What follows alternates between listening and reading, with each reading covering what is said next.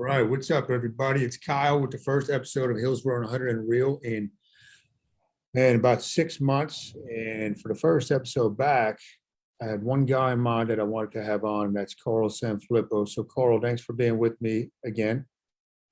Hey, Kyle, man, it's an honor to be a guest for a second time. Thanks for having me back. Yeah, man, you're welcome. I thought this would be timely before we dive into your story. If you guys didn't listen to the first episode with Carl, that was in July of 2020. Carl and I grew up together, known each other a long time. He's a real student of life, very successful, father, husband, entrepreneur. So, Carl, for those people that aren't familiar with you, kind of just give us a little background. Where'd you grow up? Tell us a little bit about your family. Tell us what you're doing currently, and then we'll dive into it. Yeah, so I grew up in Hillsborough, born and raised. Lived there till I went to college. My parents actually just moved out of there last year, right when the pandemic was hitting.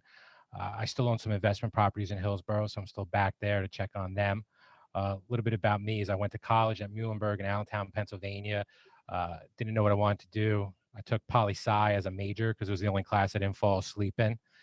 Went to Lehigh University, got a master's degree, went and got what quote unquote was my dream job in Philadelphia, working for the governor of Philadelphia. And within the first 30 days, I realized I hated my dream job.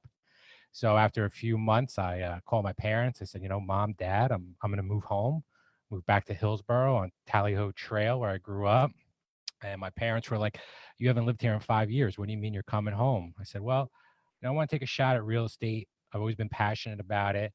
I said, I'm broke now. So if I'm going to work it the next year and work my ass off and try to make it work, and what's the worst that happens is I'm still broke after that end of the year. So I always tell the story when I'm speaking. I do a lot of speaking to brokers and real estate industry and whatever else. I always say, I have the worst financial advice. Dave Ramsey would probably hate me for this, but I got a 0% credit card. And I lived off of that for 12 months. And I really worked on building my business because like any other business, it takes time to build. And it just kind of snowballed. And fast forward 7 years, I went from being an agent to now a real estate broker. I have 3 different RE/MAX offices throughout New Jersey. We have about 260 agents. This year, we closed probably over 1.2 billion in sales volume. Wow. And I have the honor of being a leader to so many great agents and entrepreneurs in their own right. And that's kind of my story. I just got a lot of experience with foreclosures, investing. I'm really passionate about real estate, and I always love talking about it and sharing my knowledge with others. Wow, so a lot of stuff there, man. So just so people are clear, 1.2 billion, you said. In sales volume, correct. It's fantastic. Now, just so I have the dates right, so it's 5 years after you got your master's, right? So what year are we talking about when you got into the real estate game? So I got into real estate, I think it was, Kyle, I'm starting to feel old because when I look back, I'm like, I think it was 2006 I got into real estate. So about 15 years ago. And I got in and the market was a lot like the market we're in today, where everything was multiple offers, everything was really good. But one thing I learned early in business is you don't want to be the master of nothing. So what I did was I stayed really hyper focused on distressed properties. So when the market turned in 2008, I was already doing a lot of foreclosure sales, short sales. I was sort of ahead of the curve on that. And what I've learned, and I've seen this with a lot of agents and business people in direction, is when people go in too many different directions, they go in 17 different directions, their business only ends up going in one, and that's down. I always say, like, doctors, there's your doctors who you go to get antibiotics, and then there's your doctors who are the specialists, who are the best at their practice in one field, whether it's a heart doctor, whatever the doctor may be. And if you look at their income, is those doctors who are specialists and the best in their field at one thing are the ones who are getting compensated the most. So Yeah. I've learned a long time ago is, you can't be everything to everybody, but you have to know what you're really good at, and you have to double down on that. Spot on. I think a lot of people lose sight of that. And that goes right into kind of a lot of the stuff I wanted to pick your brain on. And yeah, guys, Carl, if you look at definitions of success, he's hit it, by a lot of people's standards, but then you're continuing to grow as a person. Right. So I know from talking with you and knowing you, tell us a little bit about how do you keep your mind sharp? Like, what are you doing to be a student still? What are you doing? So you got, you got three Remax uh, agencies, right? You got 260 agents under you. A lot of people might get complacent if they reach that, but knowing you, I know that's not how you are. So what are you doing? Like, are you in coaching programs? What are you reading? All this type of stuff. Yeah, no, that's great. I mean, there's certain books I reread all the time. One book I'm rereading right now, and it's Four Disciplines of Execution. I like to surround myself with people who are doing things that I want to do, not surrounding myself too much by people who want to do what I'm doing. I always say if I'm the smartest person in the room, I'm 100% in the wrong room. Yeah. I reinvest a lot of time and money back into coaching. Um, that's really big to me. And I want to be around people who help cut my learning curve. And I think that's one of the value I bring to agents when they join our agency as they're trying to build and scale their business. We've built and scaled multiple different businesses along the real estate vertical, is that a lot of the principles are the same. So we're able to help agents do that with their business. We're able to help them systemize or help them to be more efficient. So reading's definitely a huge part of it. Surrounding yourself with people who are places you want to be. So I look at my agency, I'm like, okay, we're pretty good. But then I'm talking to brokers who have 2,000 agents who are doing 9 billion in volume. I'm like learning from them because that's where I want to go. I have so much fun building the business. And to me, the biggest success I get is not me being successful, but as I see people I'm working with, my staff, my agents being successful, because then I know I'll be successful. So I never focus on my success. I focus on other success, and I know mine will come. But I look at it as a duty to the people I'm leading to be knowing what's going on in our industry, to be able to know how to build and scale. There's too many people out there who are giving advice on YouTube and all this other stuff who have never done it. And I want to learn from people who have done it. And when I'm giving advice, I always say to my agents is, you want to grow your business, look at what we're doing on our company level, look at what we're doing our leadership level, and just mimic that because it will grow your business. So right now you see I'm sitting in a studio that we have in one of my offices, and I'm here with our director of marketing. I'm telling agents they need to be doing video. They need to be creating content. But my agents know they should be doing it because I'm doing it. Who wants to hear the leader say you should be doing this, but they're not doing it themselves? Kyle, when you're leading people at your gym, people want to know that you're doing the workouts, right? That you're doing the dieting, that you're not just reading something and regurgitating that information to them thinking, oh, look at how great I am. You got to lead by example. And, I do some videos at 5 a.m., 5:30 in the morning. Half the reason to do the video in the morning is I want to show people that I'm setting the pace for the day. Right on. Yeah. And that, we're doing it at our level. So the coaching's been huge. I've reinvested a lot of money into coaching, but I've never really looked at it as an expense. I've looked at it as a profit generator, because what I'm getting out of the coaching is going to be far surpass what I'm spending.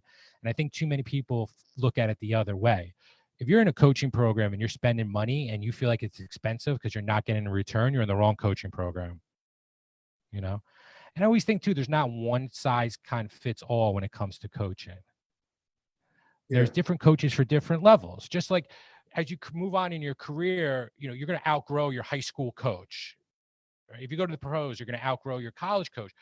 So you need different coaches for different levels of your business. And my first coach was actually more of the financial side of running a business. Because even though I have a master's degree, and Kyle, I'm sure you know this too, is they don't teach you that crap in school. Nope. Right? They don't teach you how to QuickBooks. They don't really quick. And if you run a business, I don't care how big you are, you need to know how to run your P&Ls. You need to know how to look at your balance sheets. You need to know that financial part to some point. I've talked to other entrepreneurs like, oh, well, my account handles all that. Well, you better get some grasp of it. Right. Yeah. And a lot of entrepreneurs I see don't like that stuff, right? But like you said, you got to know that you got to take ownership of it. You got to, and I think that was brilliant by you to hire your first coach was somebody that could guide you down that path. Right. That's not really the sexy stuff about being an entrepreneur. That's not really the creative part. It's more the black and white, but it's arguably the most important thing. Yeah. And Kyle, I talk about this with coaching all the time. So I spent hundreds of thousands of dollars on an education for college and to get a master's degree. The return I've gotten for a fraction of the cost with some coaches I've had in real life, it's a bargain.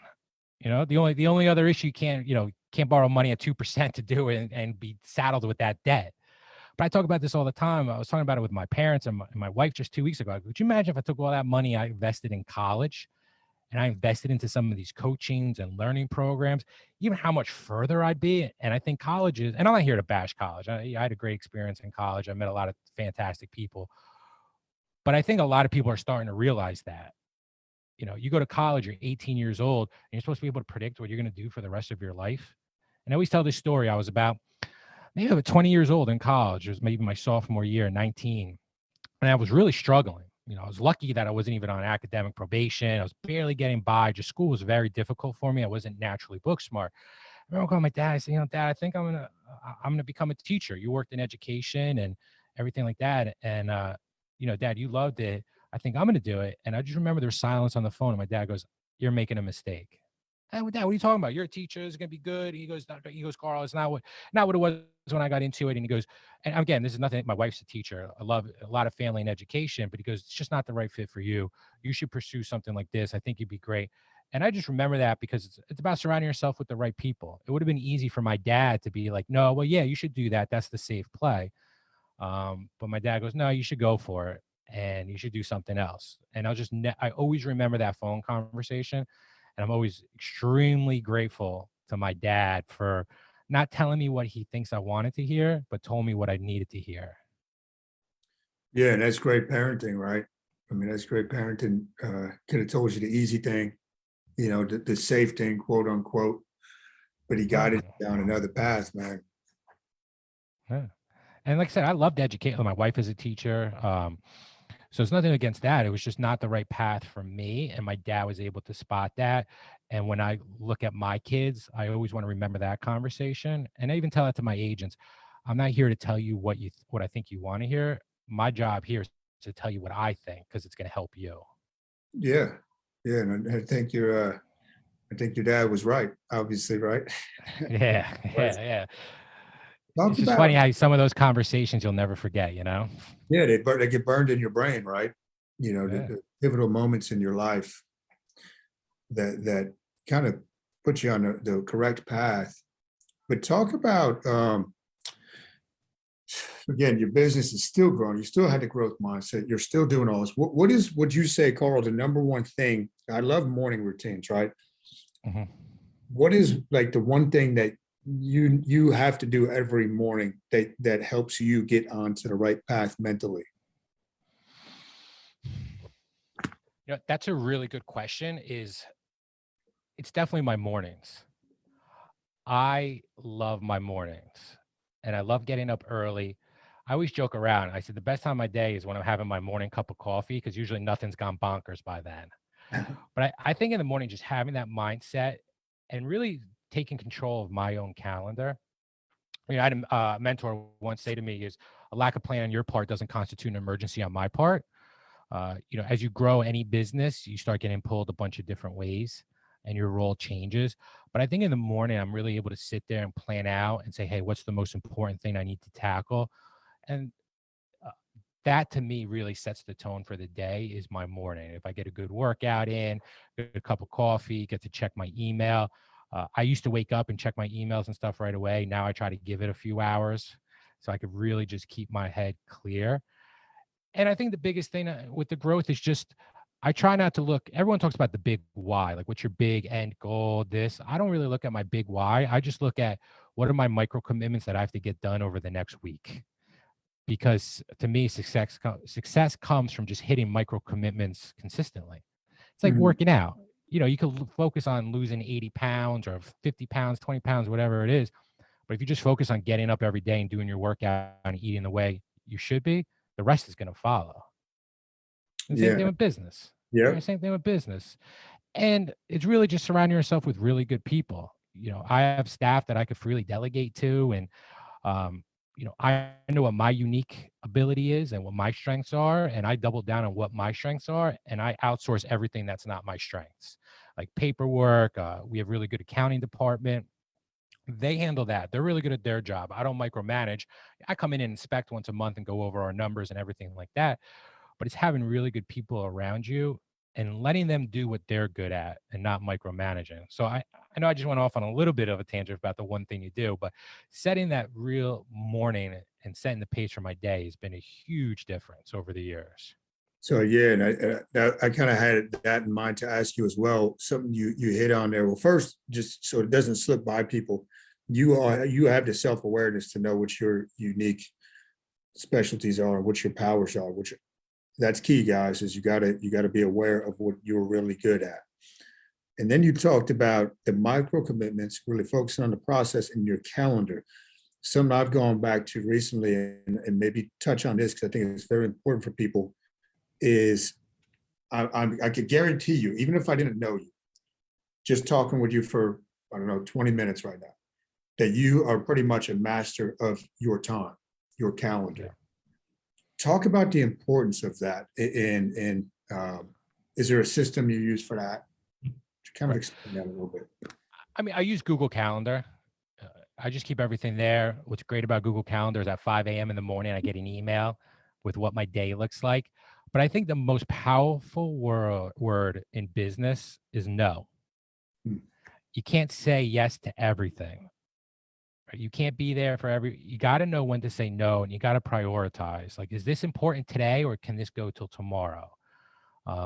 Sometimes being a multitasker is a great asset, but it's also it's a weakness, because if you're multitasking and you're just going wide and not going deep, you're not getting a lot accomplished.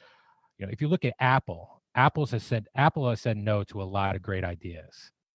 But what Apple has done is they've mastered 4 or 5 products, right, and turned themselves into a $1 trillion company. So it's also a saying no. I mean, I get pitched a lot of good ideas. I get pitched a lot of investment opportunities with people, but I have to say no, because I have to know what I'm focusing on and going down on it and going deep with it. So really that's huge, is being able to say no to manage your time and just stick on the calendar. And it's funny too, because I'm really big on promptness. I don't like being late. I don't like when people are late. It's like a pet peeve of mine, because if you're late for one appointment, it could throw off 15 different appointments. So just knowing your schedule. And I say that too, but I'm home every night by 5:30 having dinner with my family. You know, as we've gotten bigger and you're able to hire more and you're having people you can trust, it actually frees you up to be able to focus on what you're good on and to give you some of that time back to, spend with your family. I don't want to be that dad that's never home for dinner or never takes my kid to school or any of that. I want to be there for all that, no matter how big we get as a company. You could always go out and make more money, but you can't buy back time. So what's really worth more? You're right. And I think a lot of people get that confused, that if you're more disciplined, you have less freedom. But you're a living example that if you have more discipline with your time, you have more freedom. And I Right. love that you're able to be home for your family dinners and take your kid to school and all this type of stuff, right? Like a lot of people, they're, and it's not a knock on anybody, but a lot of people are employees, right? It's just they don't have all this other stuff going on in their head as far as business. And most people that are employees have not figured out how to shut it down and have family dinners and this and that. So you're a living testament as far as mastering your calendar. And I think that there's a reason, you place most importance on that, right? So that's cool, man. Talk about we talked about the 4 disciplines of execution. Is that a Stephen Covey's son by chance or no? Yeah, I think it is. It is, okay. Yeah. What, It's a and I great know leadership book. that's a good one. Yeah, Leadership, it's yeah. a great leadership book. Yeah. I got that on my shelf, man. It's been years, so I got to go back to that. What is and I know I asked you last time and I got it in a note somewhere, but what is, if I said your favorite book, is that it, or you have another one? No, my favorite book is definitely and I listen to this one once or twice a year. It's by Richard Kiyosaki. It's Rich Dad, Poor Dad. Yeah. That book really helped. I remember my parents got it for me. I think I was in college, and I must have never read it. And then when I started getting into business, I listened to it because I listen to books while I drive. And that one just really changed my whole mindset about investing, um, about assets and liabilities, and how you kind of want to stack up your columns. And I become a avid real estate investor, and I don't do too much investing besides real estate. If you want to buy a stock, I'll just let you know which one I'm going to buy, because it'll probably go down. I finally bought some cryptocurrency the next day, right down. I know what I'm good at, so I try to focus on real estate investing. Uh, and that book has really helped change the way I think about things. And even with my investing, like, I love showing people what I do and how I do the investing, because there's no secrets out there. If I can help people learn how to do it, to me, I enjoy doing that, because a lot of people have passed a lot of great knowledge on to me. Sure, man. Yeah, and you're a teacher. I mean, you are a teacher, even though you didn't go into public education or whatnot. You're a teacher, right? That's what you do 100%. on a much Yeah. larger scale. With let me ask you this. I want to be mindful of your time too. Hmm. With how, owning the three agencies, you have 260 people underneath of you. How are you managing those people and dealing with the different relationships? How does that look like on a weekly basis without losing your mind? That's a great question. I mean, again, this goes back to having good people. One of the offices, I have a partner. He's amazing. He's a super talented guy, great managers. And that really is the difference, is having great people working with you to help you manage all the relationships and everything is really the key, because without them, we wouldn't be able to do it. So that's really how we're able to do it. Just like, if you own multiple gyms and you have different locations, you got to have those good people running it, because Kyle Newell can't be in three different places at one time. Carl can't be in three different places at one time. But we also try to do a lot of outreach through video to stay in front of people. We try to do events where trainings or anything we could get people together and work on it. And we just try to acknowledge people. Maslow's hierarchies and needs is, I think the second thing is they want to feel like they're part of something. You want people to feel like they're part of a community. So we try to acknowledge people. This last 2 years in real estate has been busy, but it's been a tricky 2 years. Multiple offers, a lot of agents are out showing a lot of properties, not getting the offers accepted. So we know how tough it is out in the market right now for agents. So we just try to help make their lives better. Hmm. Very, very cool, man. And within the businesses, do you kind of have with your managers, finance, I know you got your marketing guy there. Do you guys have like a leadership team that you're primarily meeting with, or is it kind of you meet with people individually at the top and they're So I'm meeting with the leadership team. I'm kind of setting the agenda and kind of what we want to do, and then they might filter it out through the offices. Um, and I'm always reaching out to agents when they're to celebrate some of their successes with them. I know something's good. I still meet with a lot of agents one-on-one who want some mentorship on their business. I'm always there to meet with agents. I mentor some agents who are not even in our company, who are outside of our company. So I'm always there for the agents if they want to meet and kind of help with growing their business. I mean, that's the stuff I love doing. and yeah, I see all the time. I see some of your clips and all that. Like you said, you're always putting out content, you're always teaching. If there are people, and I'm sure there are going to be people that listen to this that want to get involved with you as far as again, maybe doing training with you, maybe doing private coaching with you. I'm sure there's different hierarchies, but what's the best way to them to start the process? I mean, really just reach out to me through DM. Okay. I laugh so much. I said how much I communicate through DM now is crazy. Uh, I feel like I do more DMing now than I even do texting. Is that right? But Facebook? yeah, through Facebook, Instagram. It's just my name, Carl SanFilippo. But that's really the easiest way. I'll get back to you, respond. I love doing the coaching. I do a lot of public speaking for a lot of different organizations, a lot of leadership talks. I really Okay. enjoy doing that. So, anything I can help with people or add value, just, reach out, let me know, especially a lot of followers from Hillsborough and everything, anything I could do. I'd love to help Sure. out. And if you're doing like when organizations bring you in to talk about leadership, it doesn't have to be a real estate specific business, correct?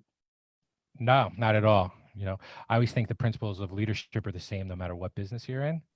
So, and a lot of it's just talking about community. Community to me is everything. I mean, Mm. people want to feel like they're a part of something. So that's the biggest thing I try to stress with my team is let's just create the best community we can. Yeah, it's You know, awesome. and I use it as an example, the Peloton bike, right? People pay thousands of dollars and $40 a month.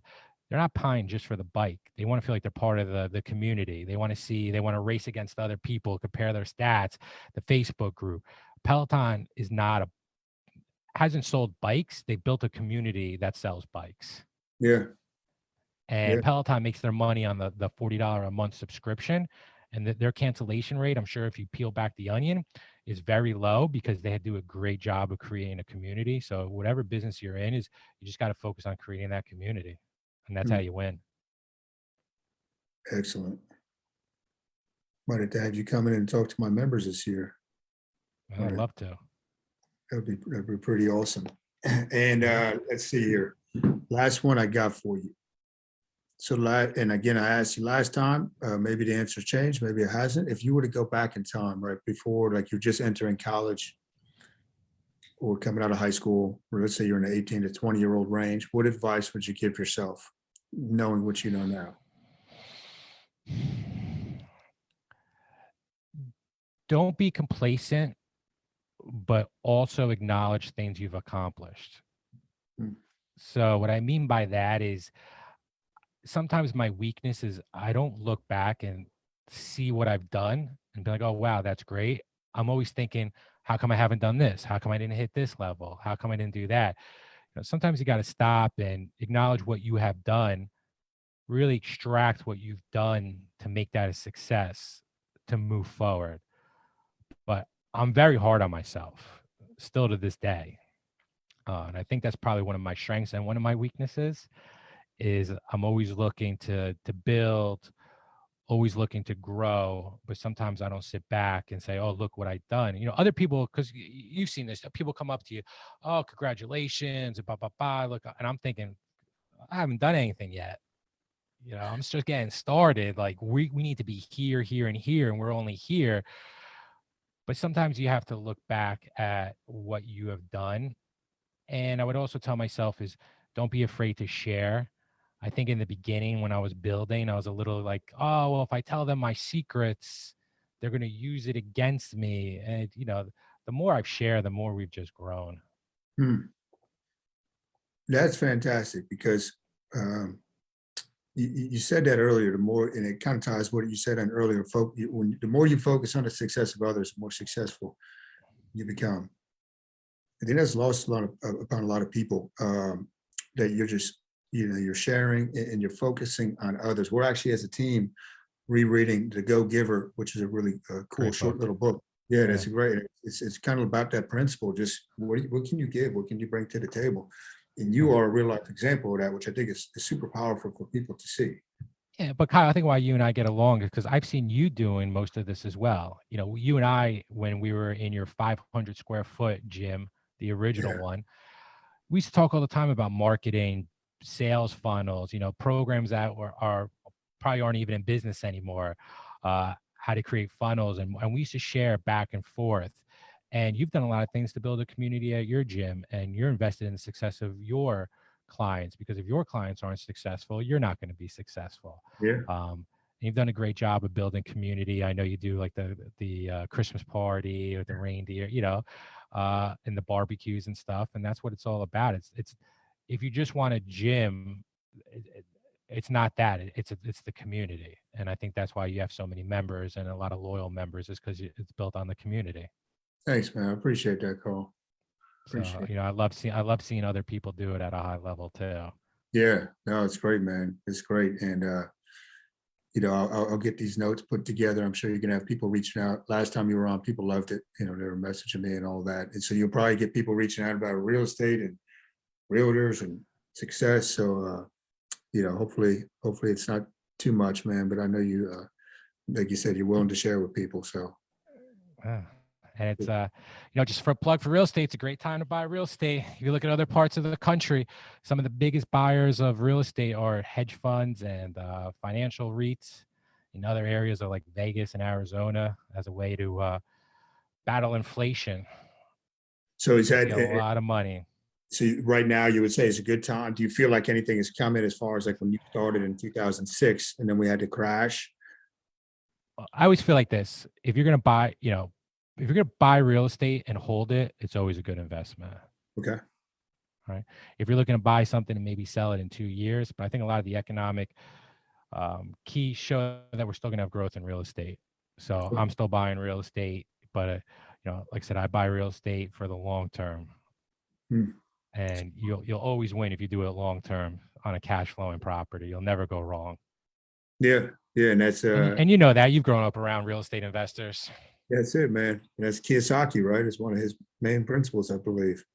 Exactly. Awesome, Exactly. man. So Well, great I stuff, man. appreciate. Let me bring this to a close on Facebook.